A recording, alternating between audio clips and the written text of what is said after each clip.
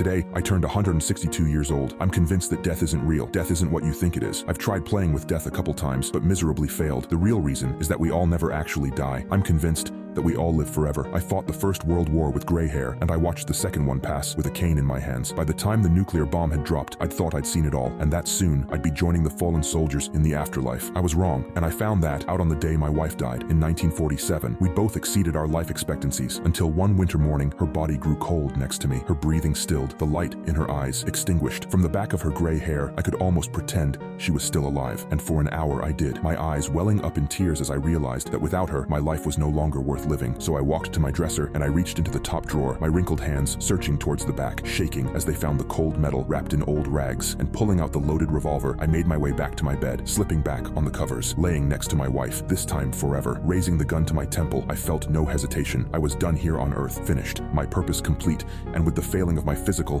and slowing of my mental facilities, I'd prefer to die than deteriorate. I was almost excited to pull the trigger, and when I did, I was met with only one sound. Click. I frowned, checking the cylinder to make sure each of the slots had a bullet. A dud, I thought, and raised the gun again, and once more I pulled the trigger. Click, click, click. One for each of the bullets, all of them failing their duty. So I moved on to the medication the doctors had prescribed to me in my final years, donning several multiples of their recommendations until darkness overtook me. But then I awoke in my own vomit, the remains of medication strewn over my bed, and my body weakened but still very alive. At my wife's funeral, I decided to let nature run its course, to wait for death the typical way until old age claimed me. But then a decade passed, and another and another. Every few months I attempted suicide once more, but each time failure awaited me. Jumping off a bridge onto concrete yielded broken bones, but no death. Drowning only resulted in me awakening face up and sputtering on the shoreline. Suffocating myself always ended in an unexpected leak where fresh air was able to enter and revive my starving cells. No reputable scientist believed my claims, nor did doctors, though often perplexed, and every year more of me deteriorated. I lost a foot to diabetes. The nerves on my right hand failed. My eyes have long lost their once sharp vision. By the 80s, I was completely deaf. By 85, I could no longer stand, and by the early 2000s, my thoughts came slow but still conscious. Simply writing this took 3 weeks, my focus waning in and out, my misspellings so frequent that my friend could barely transcribe this passage, and it wasn't until just last week that I finally heard a scientific explanation of what was occurring to me, explained by the same friend who transcribed this for me, that there was a theory in science that stated that so long as there was a chance for someone to stay alive, that they would stay alive, that due to infinite possibilities in infinite universes, there will always be a version of me that never dies, that though 99% of the universes with me in them die with every suicide attempt, only the 1% of the times where I survived mattered, because so long as there was a sliver of a chance that I could be alive, there was a version of me that would be alive, that because I'm only conscious in the universes where I'm alive, none of the other universes mattered, that they collapsed somehow, that they didn't matter. Though I don't quite understand it, he assured me that this theory, quantum immortality, could be very real, and with my age as proof that it is real. What's terrifying for you is not that I'm experiencing immortality, it's that you will too, but you won't know until the years slip by and death never claims, especially since the universe that you will experience this is astronomically not likely this one, so you never have read this. You won't know until it happens, and you can't escape.